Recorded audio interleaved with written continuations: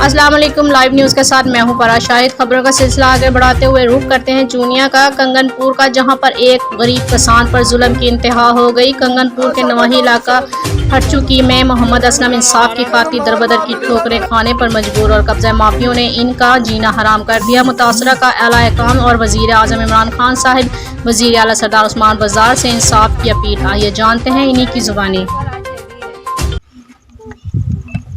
मेरा नाम जी मोहम्मद असलम है। तहसील चूड़िया, थाना कंगनपुर है, जिला कसूर है। ते माड़ा बंदा जी, 3 एकड़ 2 कनाल 12 मरले पैली जी। दो साल ही हो गए ने मैनू बाबा नहीं देते, कदे बंदूका खा दे ने, कदे बजा दे ने, कोई मेरी गल नहीं सुनता। निक्के निक्के बच्चे ने असीं इन्हां नूं अगे कर दी रहा कि सानूं मार ते हुण इहदे च वड़ना जे। सानूं ਜਿਹੜਾ MP ਸਾਹਿਬ है जी, वो डोगर है जी, वो भी साडी कोई गल नहीं सुनदा।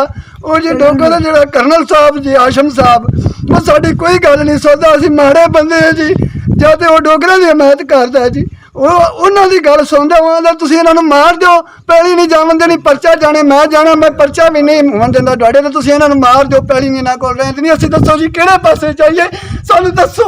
ਅਸੀਂ ਮਾੜੇ ਬੰਦੇ, ਅਸੀਂ ਗਰੀਬ ਬੰਦੇ, ਨਿੱਕੇ ਨਿੱਕੀਆਂ ਬੱਚੀਆਂ ਨੇ ਸਾਡੀਆਂ, ਨਿੱਕੇ ਨਿੱਕੇ ਬੱਚਿਆਂ ਨੂੰ ਦੱਸੋ ਸਾਨੂੰ ਕੋਈ ਲਾਭ ਸਾਡੇ ਹੱਕ ਵਾਸਤੇ। ਸਾਡੀ ਮੈਂ ਇਹ ਜੀ ਵਜ਼ੀਰ ਆਲਾ ਤੇ ਵਜ਼ੀਰ ਆਲਾ SHO ਆਪੇ ਲੈ ਕੇ ਗਿਆ ਜੀ। ਪੁਲਿਸ ਸਾਹਿਬ ਨੂੰ ਮਨ ਤੇ ਗੱਲ ਕੀਤੀ ਹੈ।